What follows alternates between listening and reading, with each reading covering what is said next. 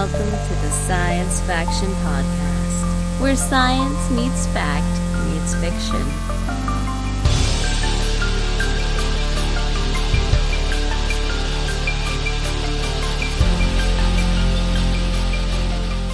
This is Science Faction for the week of March 22nd, 2026.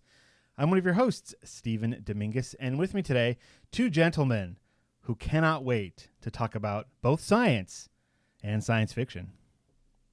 I'm Benjamin Daniel Wallace. I was like, hey, he's going to get to the end of the sentence because I can't wait. Devon Kraft. Hooray! Devin's here. He could wait. He was able to wait. He's better than the rest of us. He's a very patient man. How often, wait, hold on. I know we've got a whole list here. How often are you guys called men and not boys? And do you feel like you are a man or a boy? I feel like I'm a boy. Okay. Yeah. I do not see myself as a responsible adult. Yeah. It's not my self-image. I think it depends. Like when I am in at work mode, Ben, like there are times when I wish that other people just grow up, you know? Yeah. And that makes me feel a little old, but in almost everything else I feel like I'm just that little boy on a bike, biking around. Little Ben Bikey boy. Yeah. Benny Bikey boy. I found the other day, as you guys just said, I often as well feel like a boy and can't wait until I grow up. However, the other day, I did something like for one of my daughters, and she came up and gave me a big hug and like thanked me, and I was like, oh, I feel like a real boy now. I feel like I'm dare I say man. It was a moment of like, yes, I helped you because I am father, and father is man, and man helped. It was like one of those primal moments. I don't even remember what it was. I just remember the feeling. But yeah, in general, I'm just a dumb little boy. Dumb little boy. Hold on to that feeling, man. Hold on to that. To being a dumb Let little that boy. warm you. No, the feeling of like, oh, I'm a man. Oh man, Hold on to that feeling. Okay, great. We are men. No, we're not. We're just little boys. Little boys that play with toys and watch cartoons and eat snacks and watch movies and play video games. And this is all that we're going to talk about, which is wonderful. That's it. That's the podcast right there. Yeah. I show people I meet here in Texas my office. My office is full of Legos, guitars, Star Trek little toy thingies.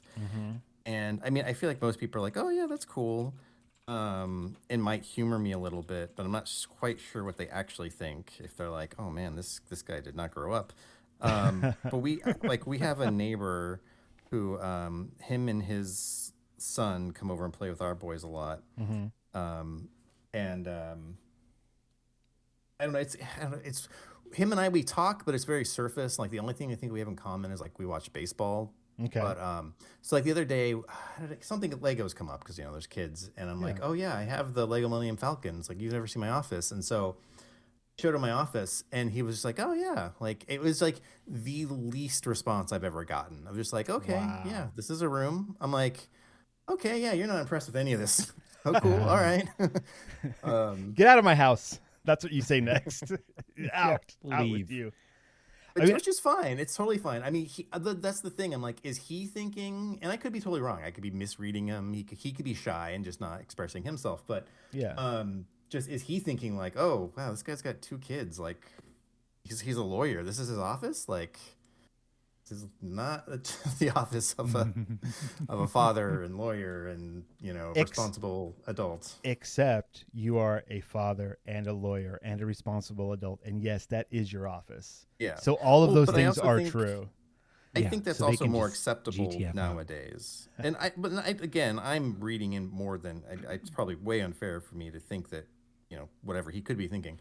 But also, I think that is more common today with, as we've always talked about, like why this podcast exists. This is kind of standard for people our age, is from within a certain subculture. Yeah. So it doesn't seem that strange. All three of us grew up very poor, and we all have worked very hard and became very successful, and now are buying our childhood back and clawing it back one Lego piece at a time until we feel good inside. And that's fine. I have my hand on my PlayStation 3. I'm just, patting it on the, approvingly. Oh yes. I'm staring at my PC that I built part by part, year by year. It's in us. Well, good job, boys. Let's talk. Devin, if you ever like to send those people to my office and let them, just be tremendously confused. They look at your office and go, free, "Oh, whatever. Rats," because yeah, there's because pet rats. Yeah, I have been fortunate enough, Devin and Ben, that not to die enough, on this not fortunate podcast. enough. Piece of phlegm right at the wrong time. Excuse me. I've been fortunate enough to experience inviting several strangers into my office and being like, check this out.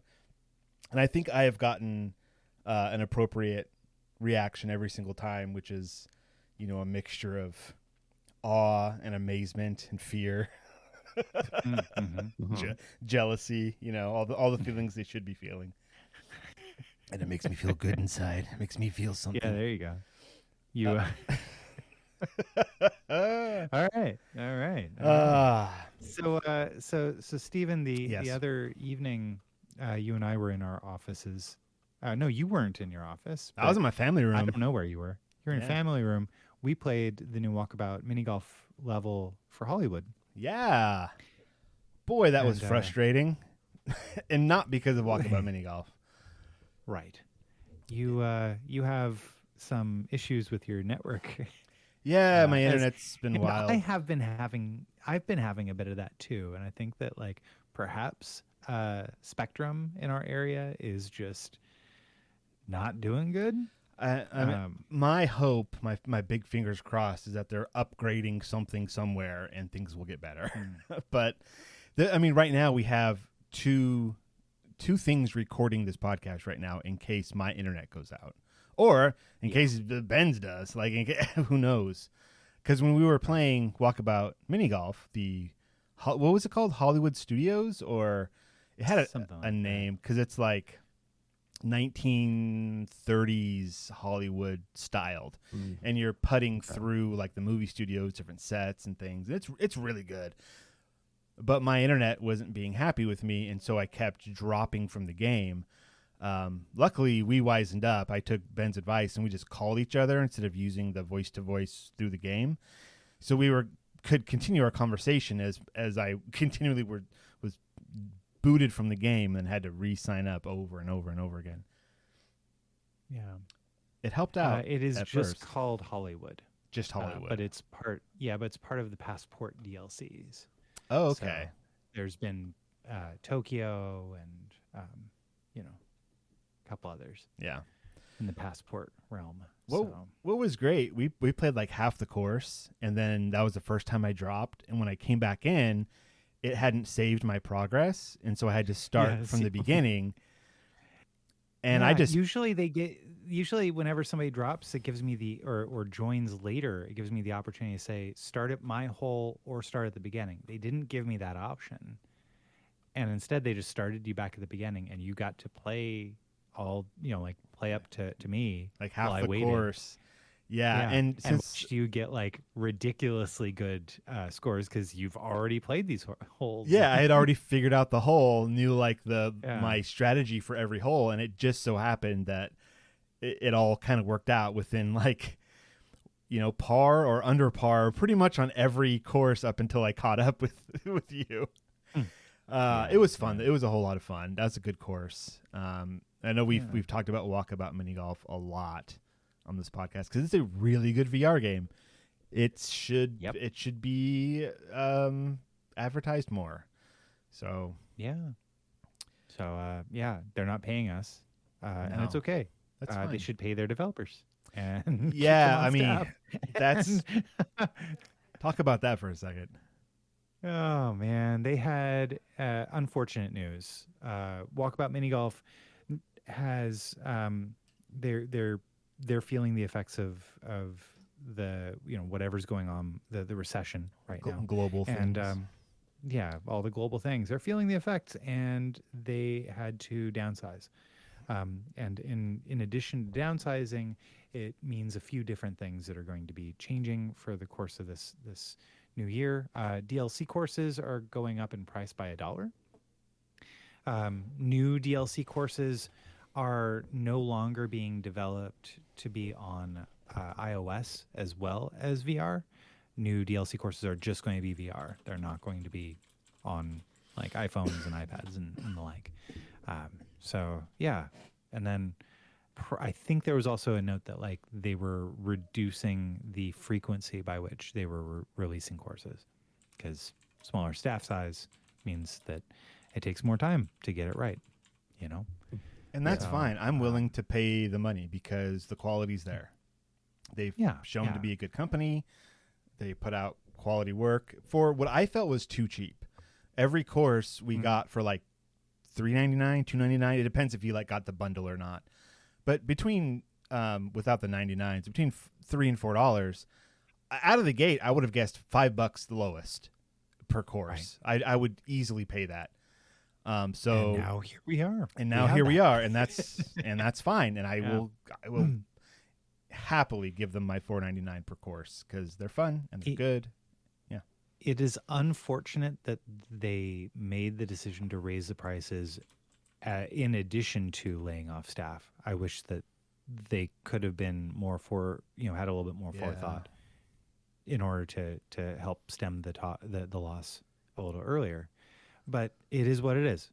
There's no way that it could be anything other than what it was. So, and it could be. Sad I to mean, say. there could be other things going on in the background, like they're working on Walkabout Mini Golf 2, and now that they kind of cracked the code, they need a smaller team, and so they're privately kind of sunsetting the first game to ramp up production on the second game. That's completely pure speculation on my part. I've heard nothing about that, but like there's so many behind the scenes things that who knows what's going on. But I wish them the best. I'll continue giving my money. And this was the first course that came out with the new pricing. Yep. It's but what's kind of wild about it? So it's a Hollywood course, and the entire idea is you're walking through different sets of like film sets, but each one of the films is based on one of the other courses in the game. That's cool. Pretty meta. Yeah. So like it was really neat. Yeah, really enjoyed it. Very enjoyable. So, all right. Well, What's next? Moving right along. Devon, you saw a movie that we all wished that we could have seen. So why don't you tell us about it a little bit? Yeah, last night, Jen and I went and saw Project Hail Mary. We saw it in IMAX, which was shot for IMAX. So I'm jealous of that. Really good. Yeah. But it was really good. I think it was probably one of the best adaptations I've seen. Wow. That's high praise coming from you, man. Wow. Yeah. Well, so yeah, I mean, I knew it got good reviews. I didn't read anything extra about it. Not that I needed to. I read the book, but I didn't know if there was like, oh, they didn't do this, or people are disappointed that they changed this big thing about the movie. And so I didn't know if there was any major changes. And Because you know, it's a bit of a long book. Yeah, and I it's- assumed that they were going to be. and it's removing. pretty technical at times. He takes his time to do a bunch of sciencey stuff, which is really exciting in the book when they can explain it and go over it. So I was wondering, like, what would they keep in the movie and what would they take out? And I really feel like for the most part they kept everything in. Some really small things weren't there, but I don't think they were important. And they did like some of the things like they kind of gloss over really quickly because it's like we want to say why this is happening, but we don't want to like slow the movie down and like go into detail about it. Which is I completely understand too. Right. It's a but different it's just format. nice to have that. Yeah, it's just nice to have that in there because I mean we've all read the book, right? Yep. Ben, you've read Yes. it or no? Yeah, I read it. Oh yeah. And I don't know if I'm sure most of our audience has or hasn't, but it's kind of hard to talk about spoilers when it's like, well, the book's out there. I think most people who watch the movie who've read the book have read the book. Are you giving us a spoiler warning right now, which is fine? Well, no, I mean, I don't have to. I'm just going to say, you know how the book ends. Yes. Right. The movie, like, I didn't know if they were going to change the ending at all.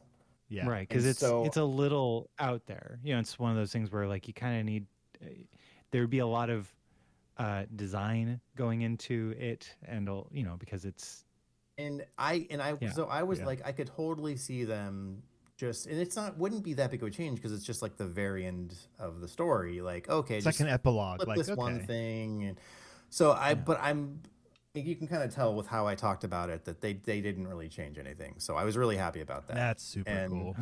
And so I just feel like all the parts where they could have like gone a little bit more mainstream, they didn't, which is nice. Oh, they might have made it softer or easier or, you know, not as technical, but it was still all there from what I remember.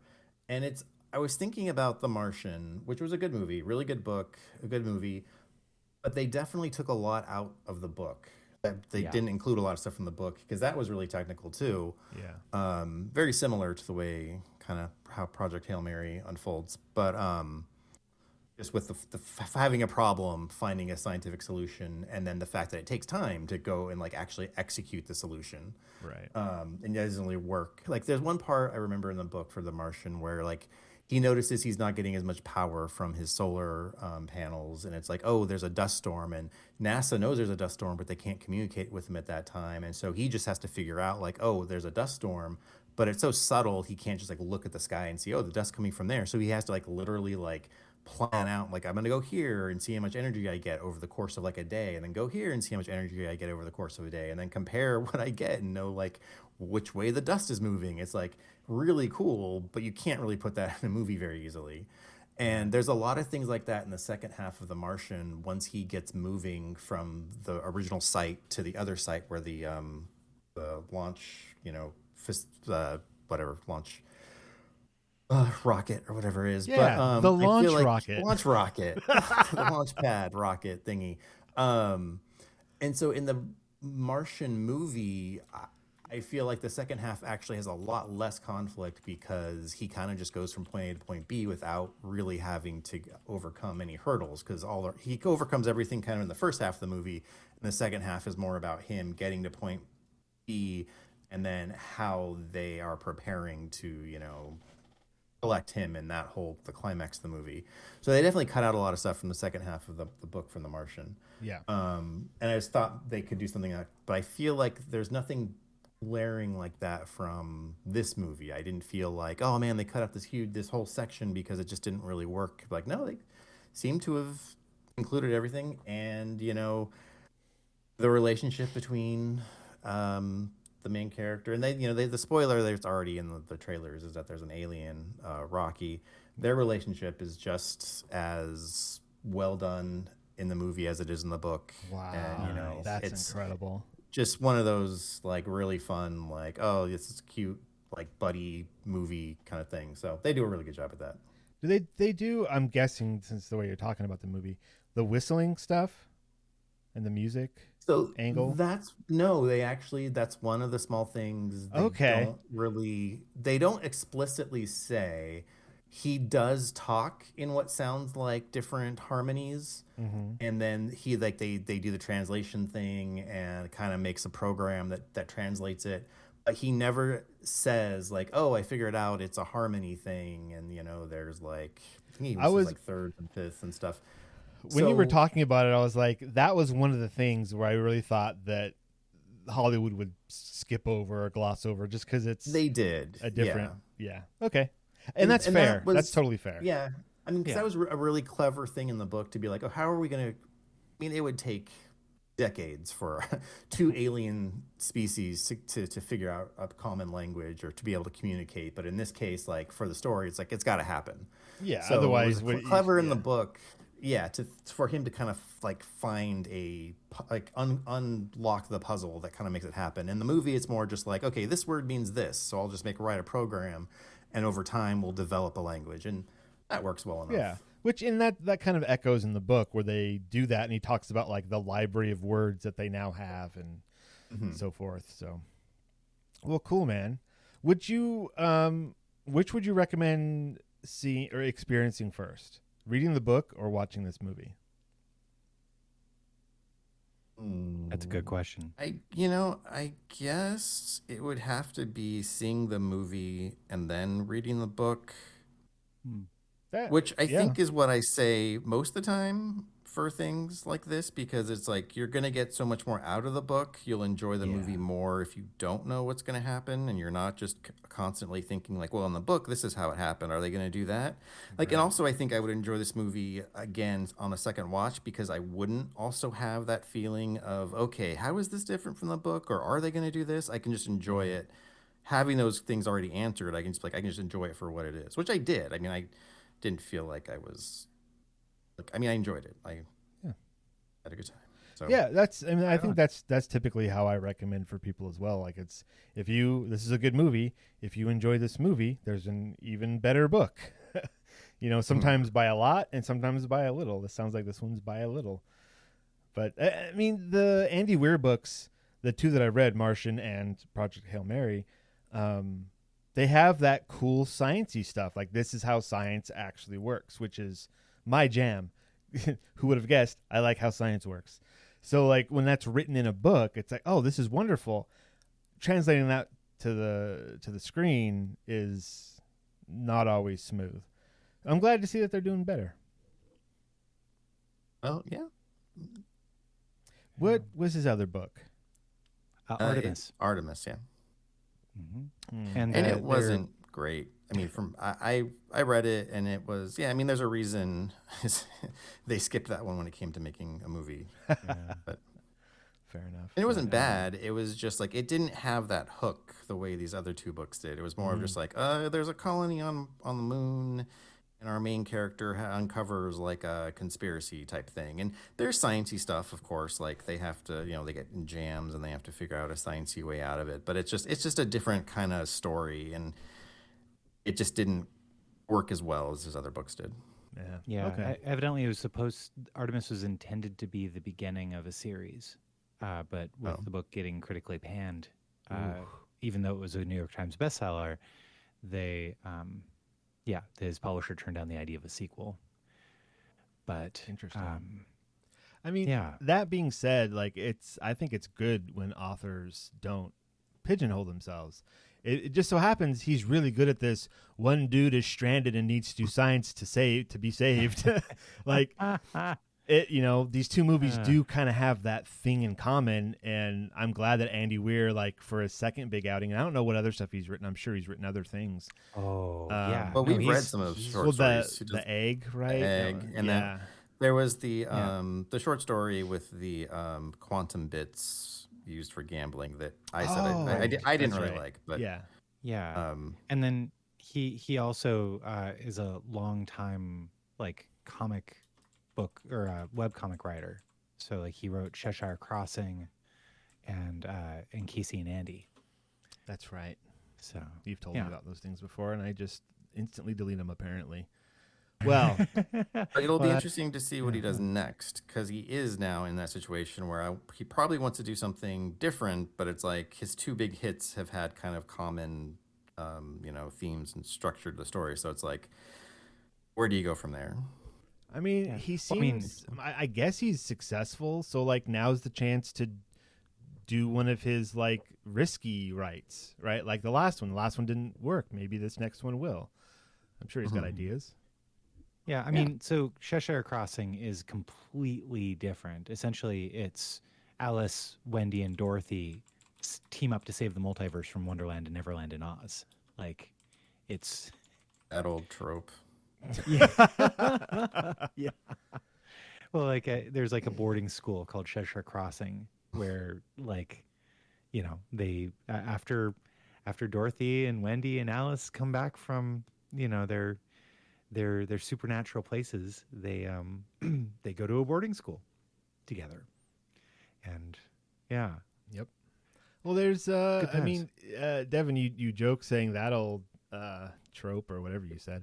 Are you gonna a comic book art guy who did a thing like that was very inappropriate? Is that what you're gonna bring up, or no? I'm not sure what you're talking about. Okay, never mind. I was going to bring up the League of Extraordinary Gentlemen. I'll think of it. I'll try to figure out what I was talking about. Okay, you consult yourself with that. You have a little we'll sidebar. Stop trying to figure it out now that we know that you didn't know. Yeah. Do you know the thing that I'm not thinking about? Maybe. No, I was going to bring up. There is kind of a trope of taking older characters that were written around the same time and crossing their stories. A famous one in comic books is the League of Extraordinary Gentlemen. And it's various sequels and whatnot. And Alan Moore, the writer of that, like goes even a step further and incorporates like advertising of the time. Like every fictional thing is a real thing in this world. So you'd have like a mascot for like a matchbook, like walk in the background at one point, stuff like that, where I think that is what I was thinking of. Is that what you were thinking of? Anyway, it gets pretty racy. Racy? I'll look up some comment or something about it because I just remember reading an article where someone was talking. And they're like, this old man wrote some pretty crazy stuff, but I had never read it myself, so I could. I mean, that sounds like an Onion headline, like crazy old man comic book writer writes a racy comic book or something. And like Alan Moore looks crazy when you look at him, so like that would fit perfectly. You do some research there, Devon. You let me know what you find out. Sexual Awakening of Alice. Oh, I've never heard of that before. What I was thinking of. Have not. Who wrote that? This is Alan Moore. This is what you're talking about. This is not what I was talking about. Genre: erotic graphic novel, erotic graphic novel, adult fiction. Okay, by Alan Moore. So maybe he did a different version where it was less sexual. No, see, whatever this thing that you're talking about, I have no idea what that is. It's curious. Called Lost Girls. Lost Girls. See, now I'm doing research on the show, so that's good. There's a bunch of other stuff called Lost Girls. Great. So now I got to type in Lost Girls. I mean, Alan Moore. According to Wikipedia, it says Lost Girls is a graphic novel written by Alan Moore and illustrated by Melinda Gebbie, depicting the sexually explicit adventures of 3 female fictional characters of the late 19th and early 20th century. Oh, okay. Alice, Dorothy, and Wendy. Okay. Gotcha. Well, I see. That's something that exists as well. So look at that. So to further my point, Devon, when you said, "Oh, that old trope," it happens over and over again.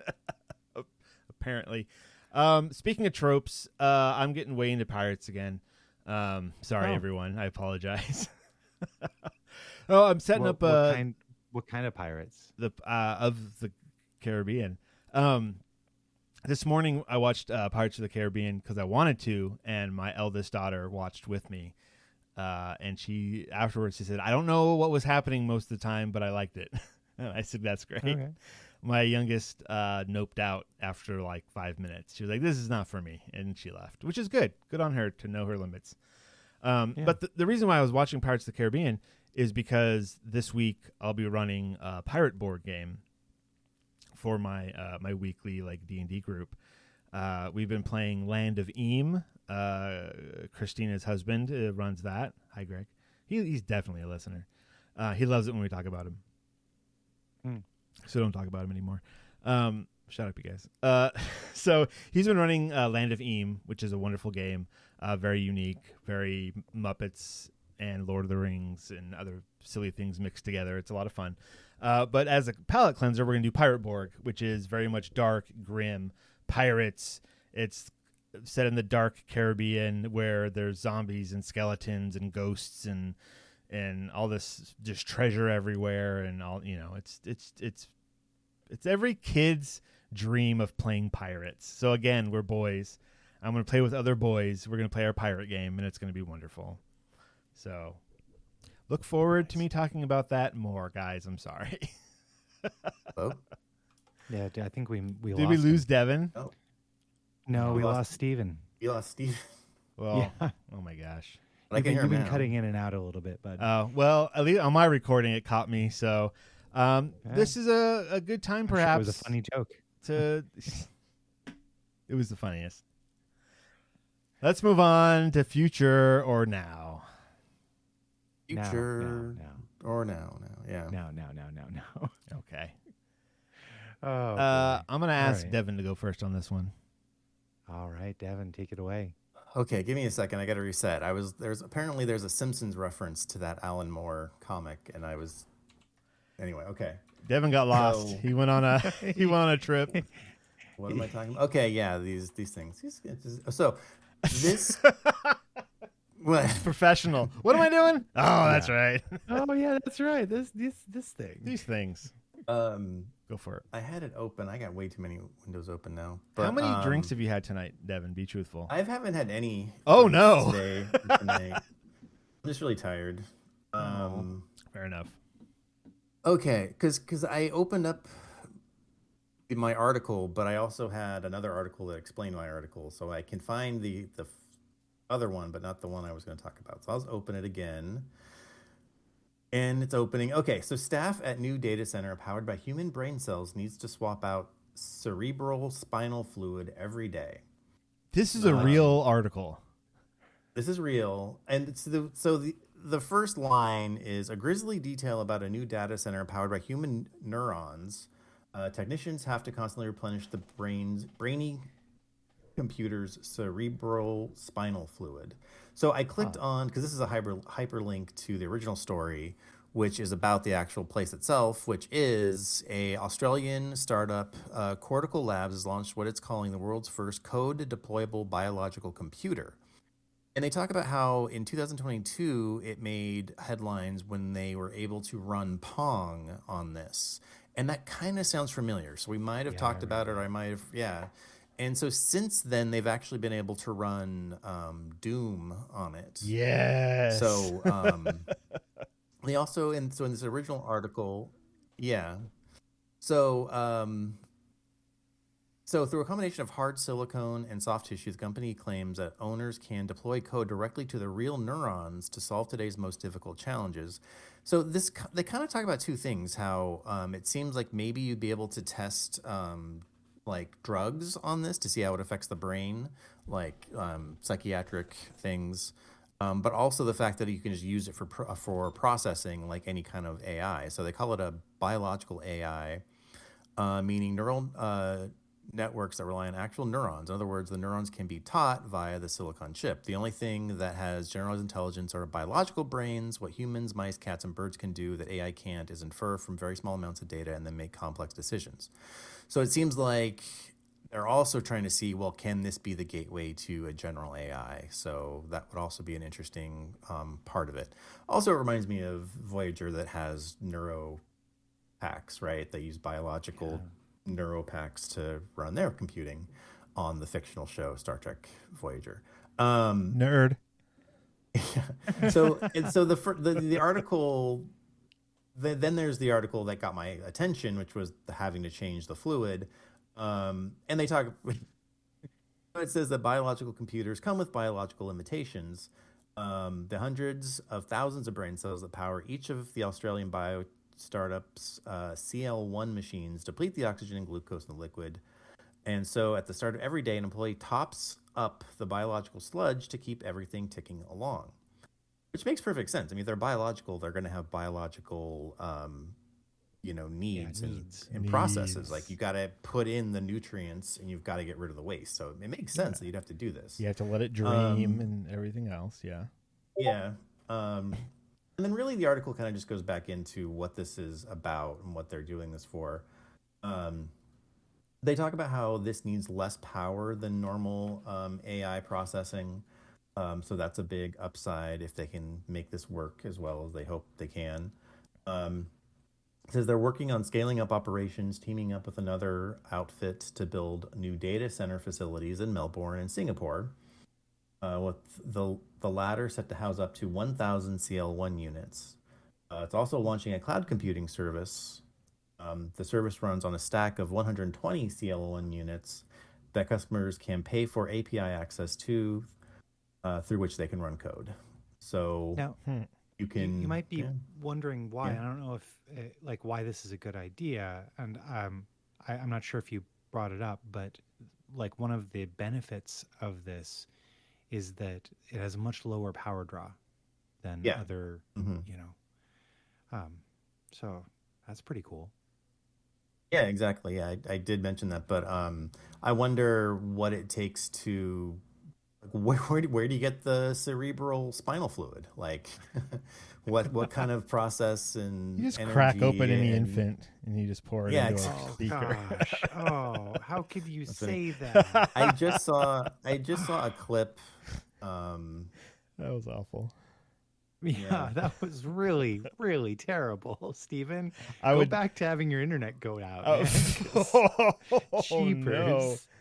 That Oh. doesn't belong on the internet. No. Yeah, I just saw a clip of Sam Harris talking about it's like I did an interview once where I was talking about how in a philosophy class you can say crazy things and it's like you're talking about it in an intellectual and like academic way. And he's like, because in an interview he was once like, why can't we eat babies? Like there's excess babies, they have nutrients, let's just eat babies. And it's like in a philosophy class you can talk about that because you're talking about the ethics of it and all the different ramifications. But it's like overall you're talking about eating babies and it sounds crazy, but it's like, well, we want to know why can't we eat babies? And you know, it teaches us about ethics and other things. Sir, so. this is a Wendy's. Can you leave, please? This is inappropriate. Go to the Arby's across the street. Yeah, They've got Arby's will get you. They have plenty of babies over there. you. Also, it was really bad. I can't. Can we stop? Yeah, we'll cut all this. Don't worry. We're gonna cut. I'm winking. No one can No, see it. I'm no. winking right now. I'm gonna cut all this. No, yeah, sure. Devon, what do you think of the ethics of using tissue for computer? Anyway, that's what's going on. I don't think you can hear me. Devon, can you hear me? I can hear now you. we can hear you. Oh, okay. Stephen. Sorry. I asked Devon if what do you think about the ethics of using human brain, or it didn't even say human. I just said brain tissue for computer. I think it is. like- No, it is human. They said human. I think they did. Huh. I thought they did somewhere. Assumed it was human. Yeah, it says new data center powered by human neurons. Human neuron. Okay. I wonder if they tried others. I mean, I don't see a problem with it. I think. Good question. Like, well, yeah, why human? Like, is there actually something specific that our neurons can do that neurons of other animals can't? We just assume that we're the best, so our brains would be the best as well.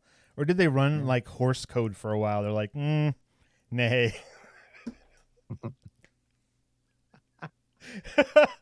Good night, everybody. Good night, everybody. Oh, I made myself laugh on that one. All right, Devon, anything else you want to talk about with this article? No, that's it. Excellent. Let's move right along. Ben, tell us a Well, thing. I guess it's up to me now for a little bit of technophilosophy. Do it. Sure thing. You got it. So, everybody, you probably know this about AI systems. They are, they're generally, sometimes, factually incorrect, misleading, or incomplete. How dare we say such things? But part of it is as convenient as it is to get these answers from AI, it's going to be exceptionally important for us to not just like stop scrolling at the AI generated answer, accept it, and move on.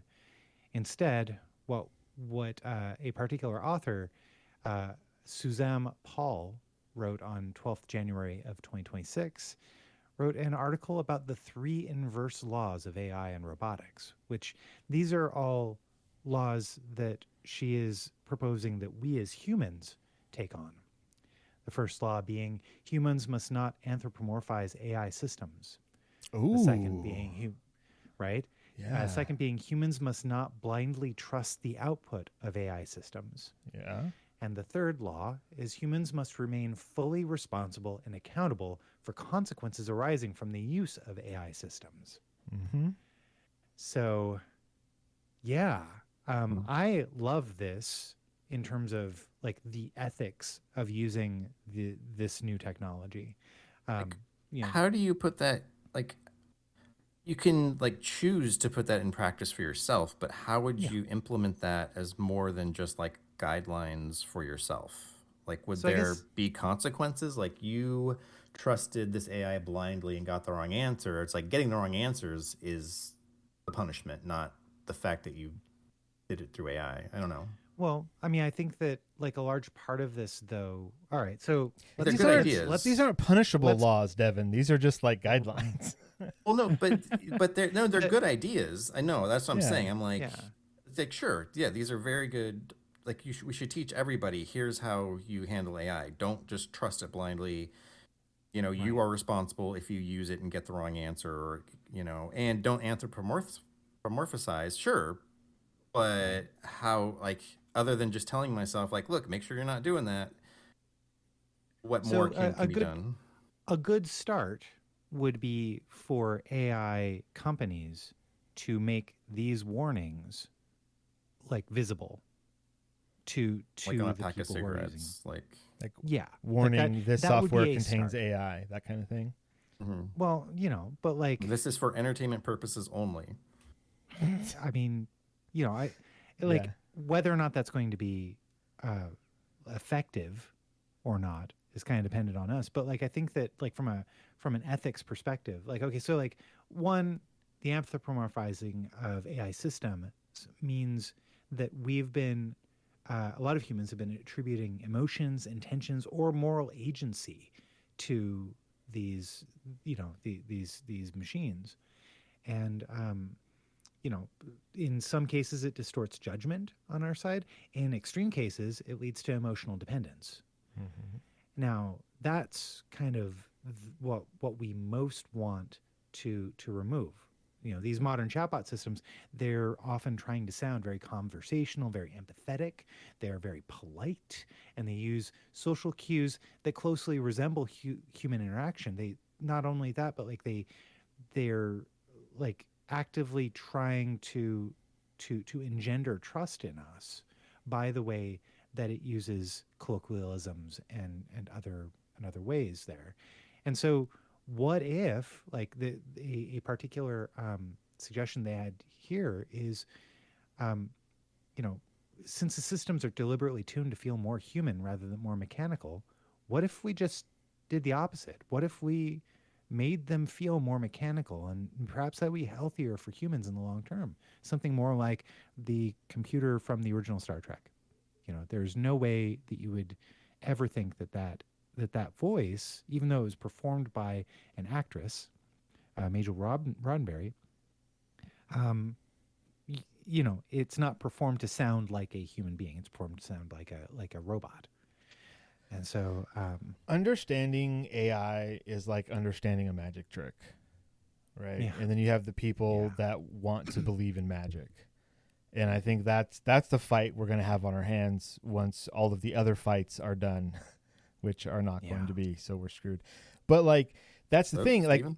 Yeah, Steven's out again. But whether or not Darn any it. of the vendors make the changes, are responsible for the responsibility for avoiding the pitfall of anthropomorphizing these systems still lies with users, right?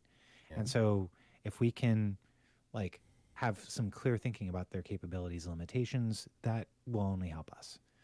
So then, the second law about non-deference and not blindly trusting the output of AI systems. I mean, really, this is something that's probably a good idea for most areas of life. We should just not accept any information uncritically, Well, yeah.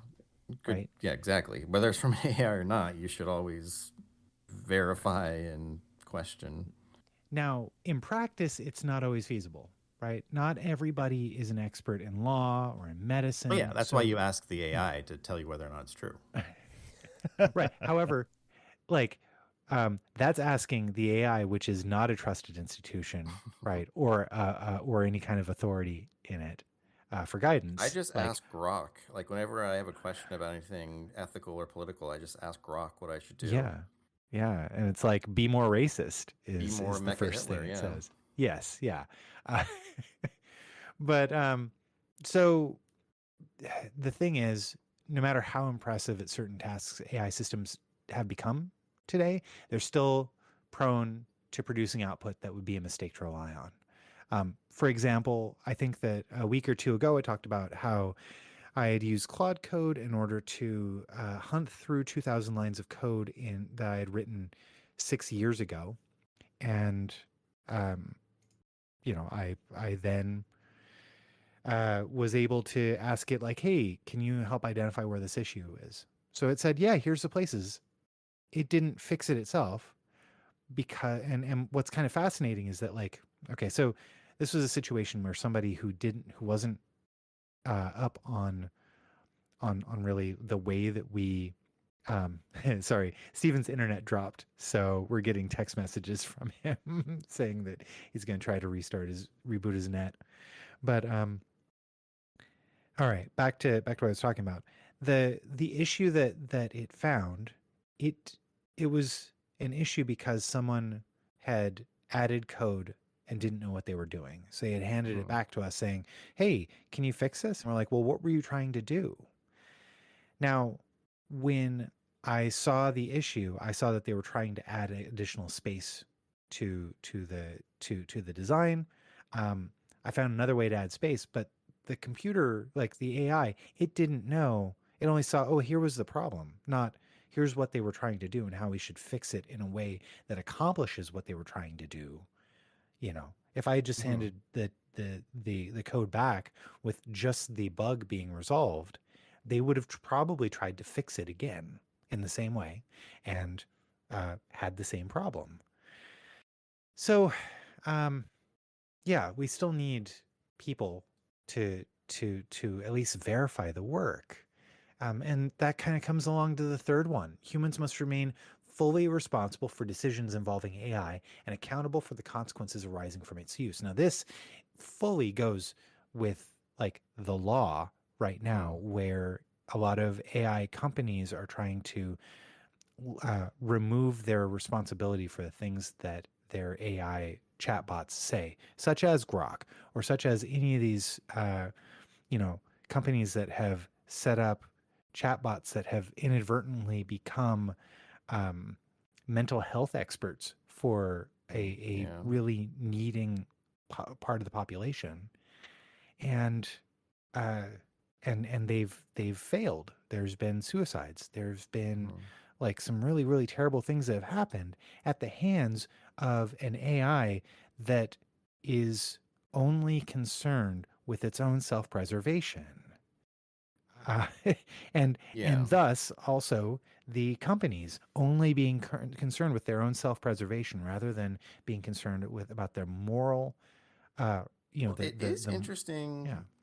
Like I've seen videos of people trying to get around certain things that like AI, like ChatGPT or whatever has, where it's like I can't talk about certain topics because of these issues. And I'm not saying that this absolves the companies because they should be held responsible, but it's just interesting because because of the way it works, the way it's like trying to find patterns and ways to respond and doesn't actually know what it's saying.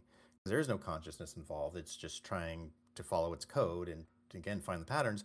You can say like, well, what if hypothetically I asked you this? Or wait, but you said you couldn't answer this question, but I was able to ask you this question and you did give me an answer. Or I mean, I've seen a lot of really interesting things, and it's like, is it the company's fault that people are clever enough to get around it?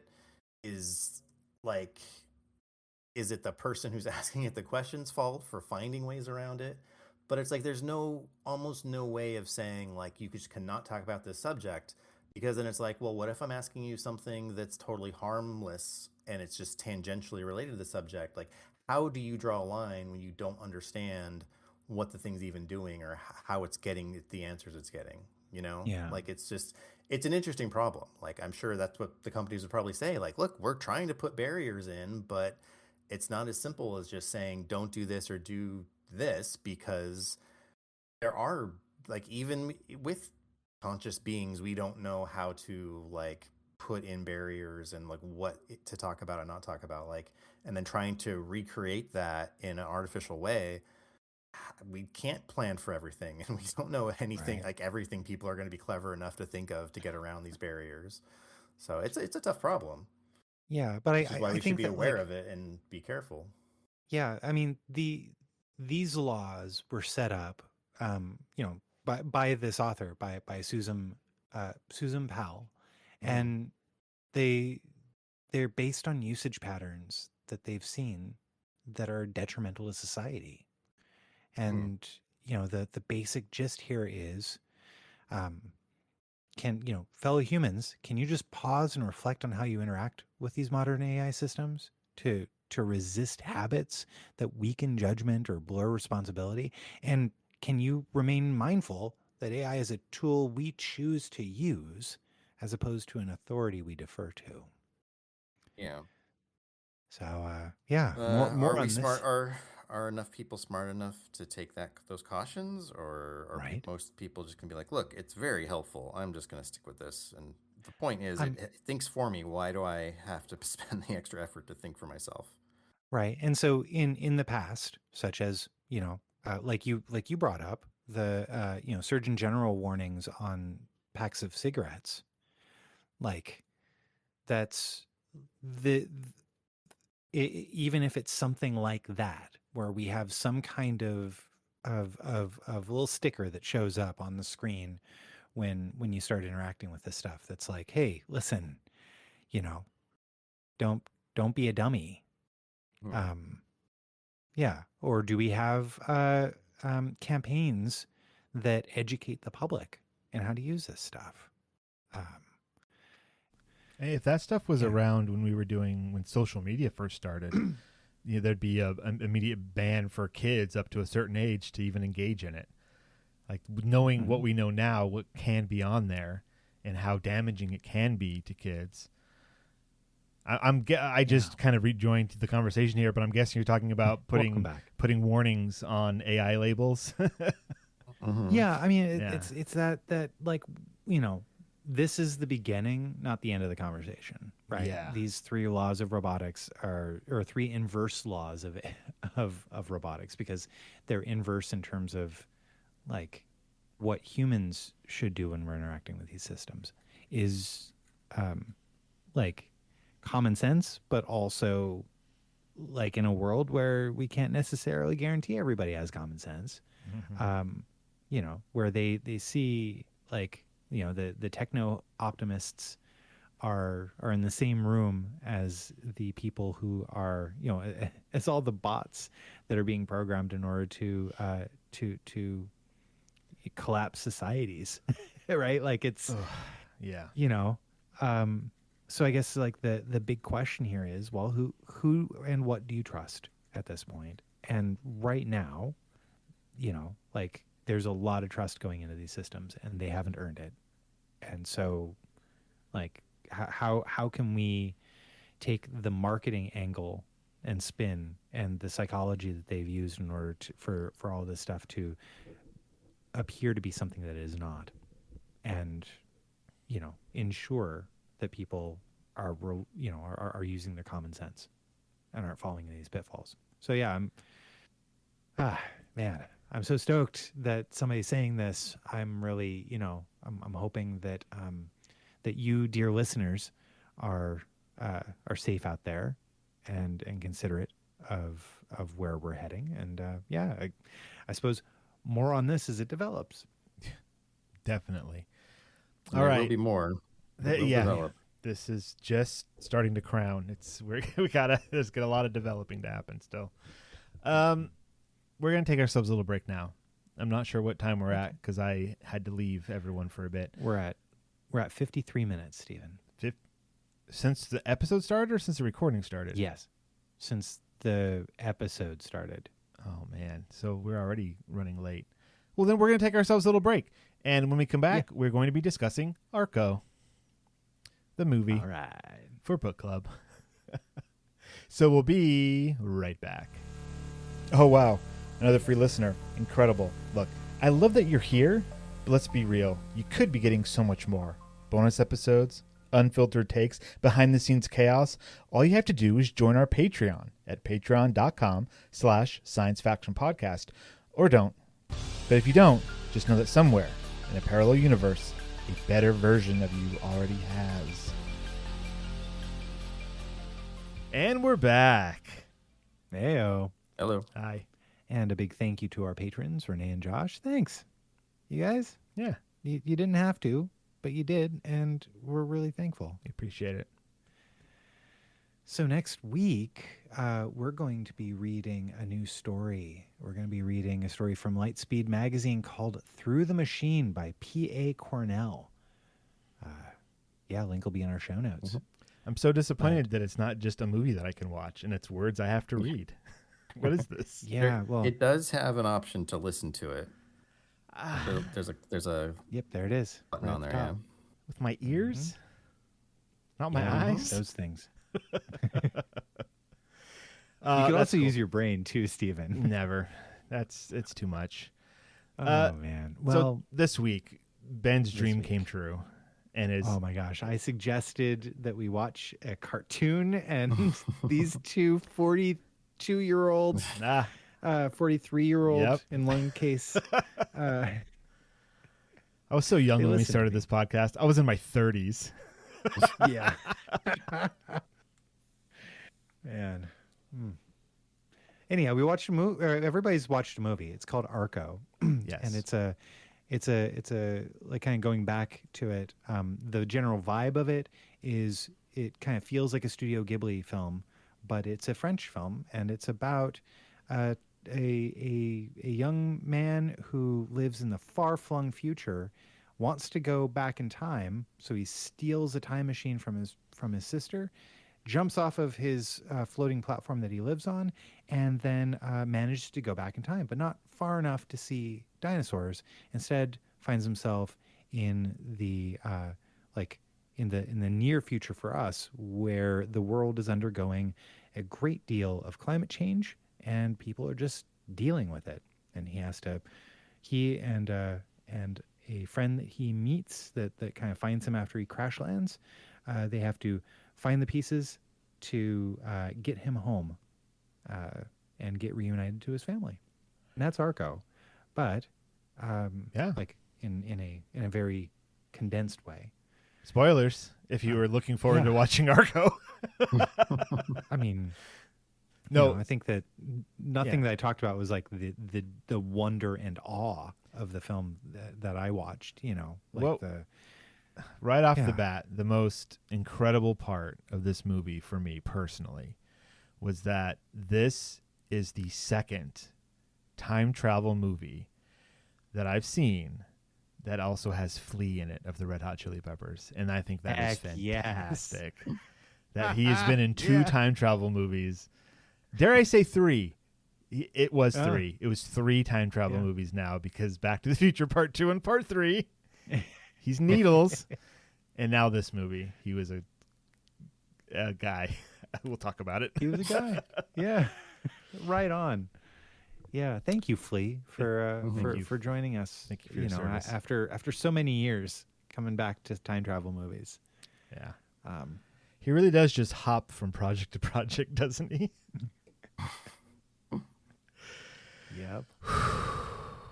All right. So. Let's talk about this movie. It is so French. This is the Frenchest movie that ever Frenched. I feel like this movie is full of pain and misery, with a little bit of light cracked in from the corner that peeks out at times and then disappears again. And that's the vibe to me of this movie.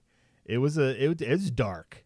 It was a lot darker than I thought it was going to be when you look at it in terms of the story that it's telling, not the story itself. It reminded me a little bit, just part of it, of the story we read the couple weeks ago about the man who was visiting his mom in the hospital. Oh, yeah. Because her parents, like the main character, who's not Arco, her parents are like always at work, like traveling or wherever they work. Yeah. And so she's taken care of by a robot, but she sees her parents as holograms, and they're just like, oh, we got so much work we got to do. I'm like, that was the first part that was like emotional, like, oh man, like she's just being somewhat abandoned, neglected by her parent. Like her neglected, parents yeah. are, I get and in the world they live in, that's probably what they have to do to survive and make enough money. But That's how they paint it out, that it's not an evil thing, it's a necessity. yeah, and her Yeah. parents seem like nice people. They're not like, oh, we're on vacation. Yep, just the robot will take care of you. Just No, it was like, we got to go we're catch our pickleball game. Our court's open. right. It was like, no, we are working hard 7 or 5 days a week so that we can come home on the weekend to see you, and then we're gone at work again. And yet there are some weeks where they have to work even harder and they're not able to make it on. They've got to come back the next week. Yeah. Even if it means that they miss the father's birthday. And that feels like a possible future for us, like working longer and longer and harder for less and less. That's kind of the trajectory we've been on in recent years. So like, that's what I mean by this thing is grim, is it shows this possibility if we don't look another way.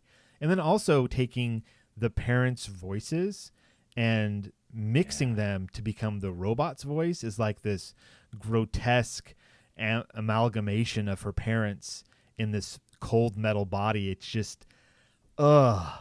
But to her, it's like, oh, it's the robot, and that's fine. Right. It's so Yeah, weird. yeah. That's what I mean Well, by it's French. It's super French. It's fascinating because like in the English dub, the parents are played by Natalie Portman and Mark Ruffalo, and so hearing the robot, like when I was rewatching it, like you can very much hear every line that the robot gives is performed by both of those actors. Yeah. And with the same it's cadence, and it's an incredible bit of audio work for sure. Yeah. But yeah, I think that so it's fascinating that you bring up that it's incredibly dark. I see it as incredibly hopeful. Like the characters are incredibly hopeful living in a dark and depressing world. Yeah. Right. Yeah. Because even yes. this far future where they have like life is very different because like people are flying and floating and obviously they have time travel. That world, well, they live on platforms in the sky. And no robots. No robots, but the world is still, like the actual environment is still destroyed, right? Because you see... it's rebuilding underneath their platforms, yeah. Mm-hmm. So, I mean, hopefully that'll be rebuilt and they can return to it, but... yeah, it's just like it's still in the process of being fixed. It's not like the far future is a utopia. It's like it's still dealing with the problems that we've created. Yep. Yeah. Well, rather, it's one of those things where, gosh, what is it? I mean, it feels closer to the Monk and Robot books, right? Where The far future, yeah. Where this idea where they're living up there and perhaps, and it's not quite clarified whether or not they're planning on ever coming back down to the surface of our planet. But the idea could be that, hey, we recognize that up here living amongst the clouds, our impact on the world below will be minimized. Did they ever talk about why they time travel? Because I know they bring stuff back. Right. With them. Because they're studying different time periods. But they're not like trying to find a solution to their problems. It's not like they're going to be like, oh, we can fix the past and make our present better. No, it seems like what they're doing is going into the past and harvesting plants that could solve a particular problem that is in the future. So like how we use different plants for like medicines and stuff. Well, since they have time travel, they can go to different time periods to get extinct flora, and keep that alive and see what's in it. That's what I got out of their, like what the adults were doing with the time travel. Yeah. Yeah. Like they don't talk about any of the rules of time travel, like what they can and can't do and what they can. They put on a rainbow sheet and fly around. It doesn't make any sense. There's not a DeLorean in sight. But they're looking for their lost child, their child lost in time. They could just go back in time and stop him from going back in time. Right. Like, is there like a rule, like we can't mess with our own lives like that? Like, well, that's not what this story was about.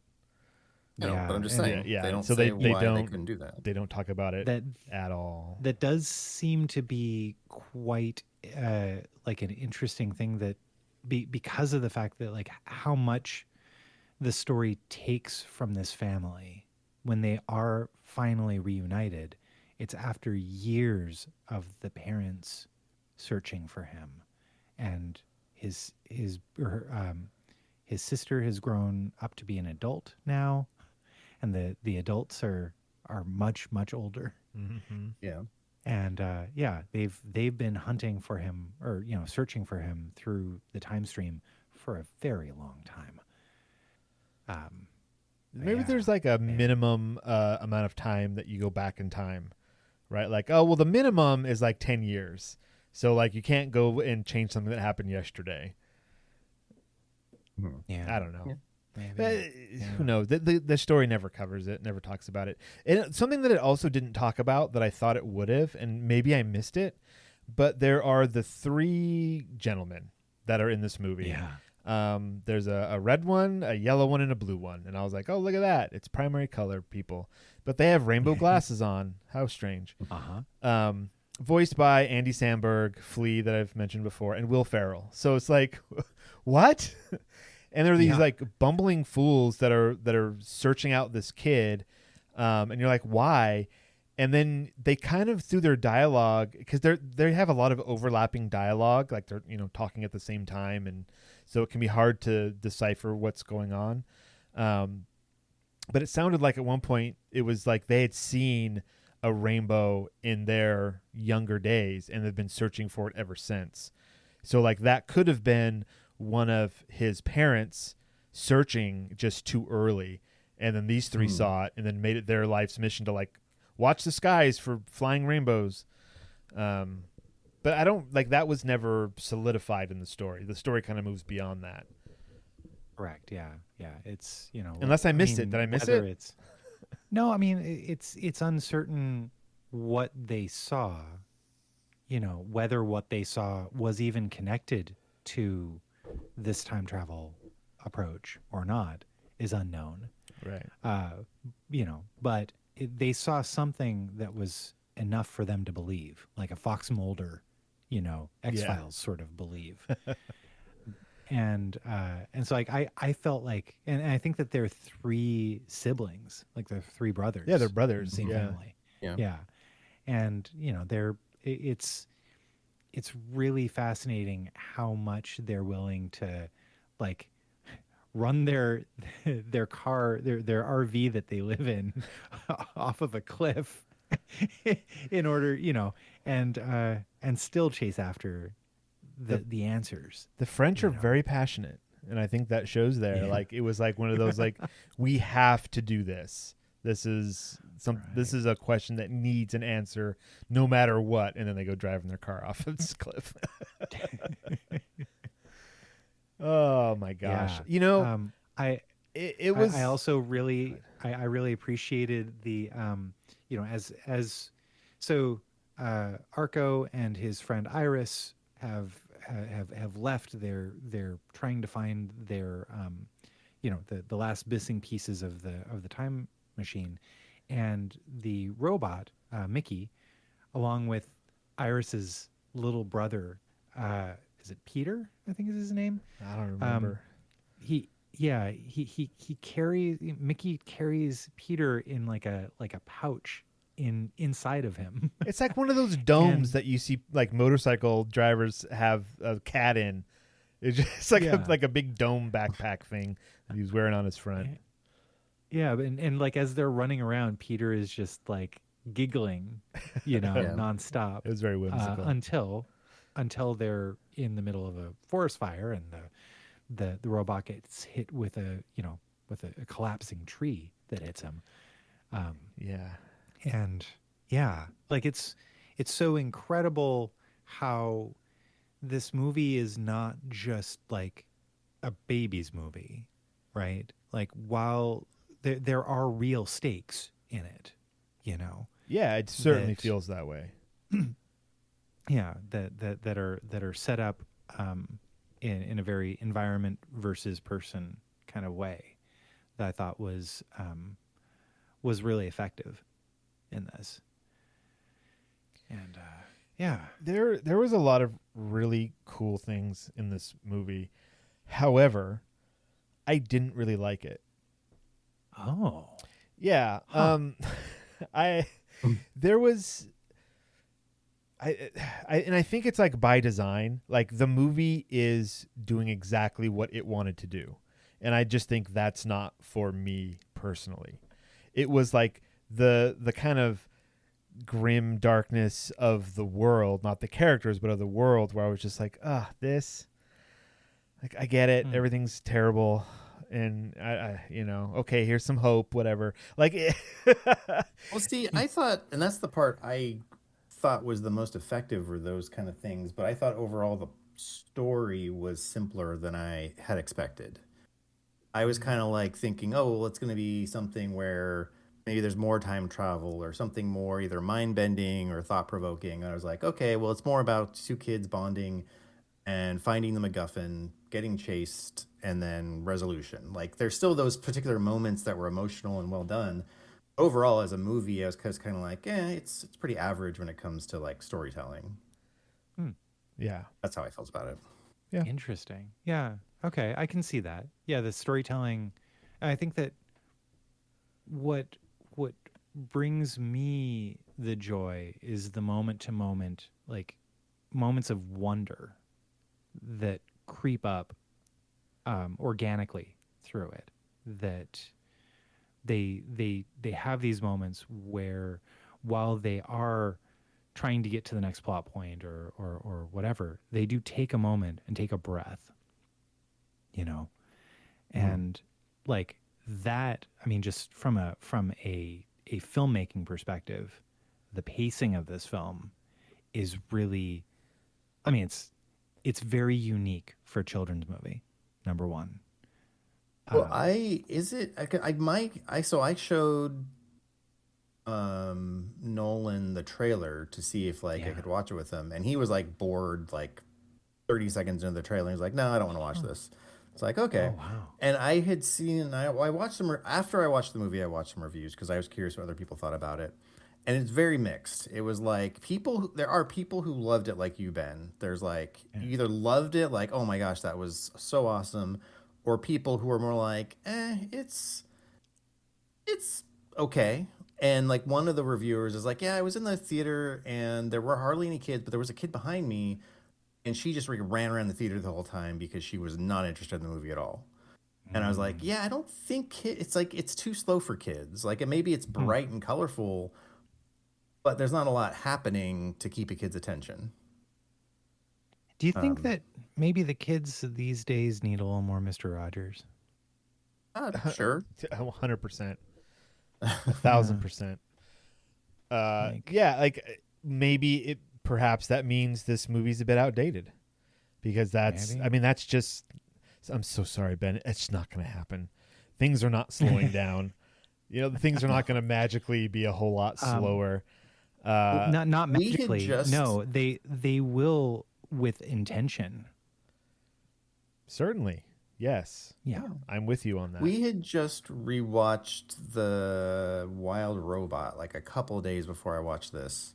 Oh, And to me, The Wild Robot is like how you sold this movie. Like, oh man, it's looks awesome. The story is so interesting and unique, and the characters are great, and it's funny, and it's fun, and it's got heart. I'm like, so to me, that's the example of like a modern, like really, really well done kids movie is The Wild Robot.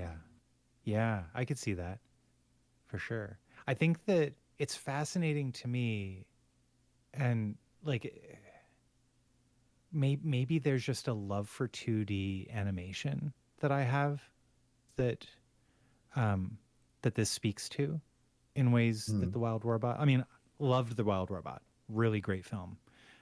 Loved Flow, another really great film. I see Flow. I've heard that's good. Yeah.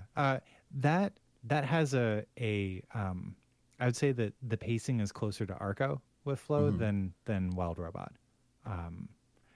But for a new film to be this imaginative, this good, and to be a two-dimensional, like appearing to be. I mean, sure, I'm sure it has computers helping in its stuff, but it's not a 3D animated film. And I think that like that is a quality that's kind of important here that really spoke to me. You know, maybe I gave it a lot of leeway for that, but yeah, no, I just think it's incredible, and I don't mind the slower pace. You know, one thing that I didn't give it enough credit for, and I think it really deserves it, is that as far as I know, it is a unique property. It's not a remake. It's not a reimagining. It's not based on. It's just what it is, right? And that in itself is a huge achievement nowadays. The Wild Robot was an adaptation of a children's book. Exactly. Mm-hmm. It was. Yeah. Flow is not, I don't think.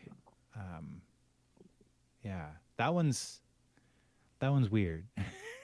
I was gonna let you know, like that might be a little bit more head scratching for a lot of the audience than Arco is, but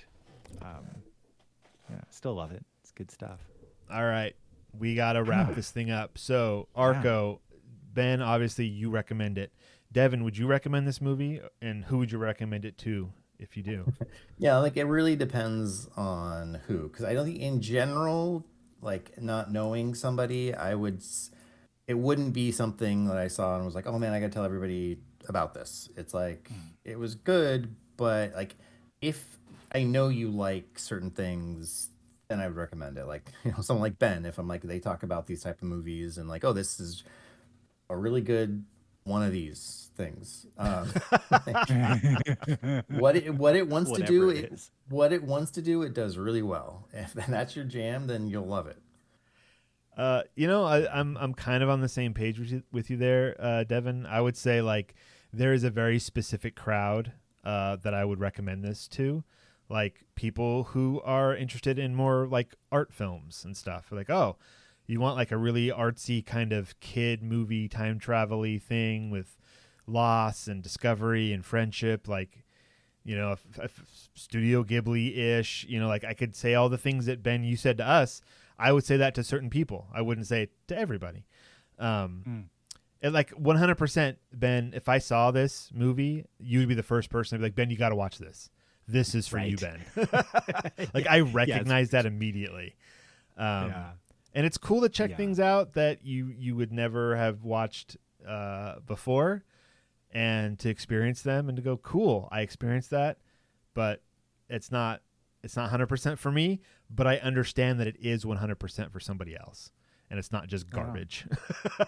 Because sometimes people recommend garbage to you, and you're like, what? It's garbage. And they go, no, it's not garbage. It's garbage. It's an odd number Trek movie. It's garbage. What? Great band. Well, great. All right. Yes. Yes. That is unequivocally the truth. Like I don't know what you're talking about. No debates there. Wait. Do you think you're paranoid? I think you're paranoid. I think I'm paranoid. Garbage fans unite under Ben's banner, please. Are you happy? Well, then it must be raining. Yeah, that's right. Thank you. I don't even recognize that song. The other one I kind of did. I think that was probably bigger. I like that song. I'm only happy when it rains. Yeah. Oh, okay. I'm kind of remembering. Anyways, next week we're going back to reading words or hearing them through the Machine by P.A. Cornell. There's a link in the show notes to read that. It looked to be about a 5 to 10 minute read, which is the sweet spot if you ask me. And with that, because we are vastly over on time, Devon, do you have any final thoughts for us? No, I don't. No garbage lyrics bouncing around your head? No, and no dead baby jokes either. I thought about it, but oh, thank you. Well done. That's nice. I showed some restraint. A lot less restraint than I showed with those babies. Oh, jeepers. Come on. Wow. No. Stop. What? It was right there. Oh, we're not in a philosophical class. We're in a Well, to philosophy Devon, this class. is philosophical. He's like, I'm going to Yeah, study these I two really idiots see. and pretend to be on a podcast with Yeah. them. There. We are in a study. Guess what, Ben? I'm the control. I'm the control. Look at me. I'm the control now. Who's controlling now, huh?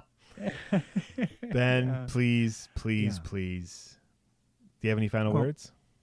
Did you? I mean, it may have occurred to you, but someone born in 33 was 45 in 78. That's got to be a record. Good night, everybody.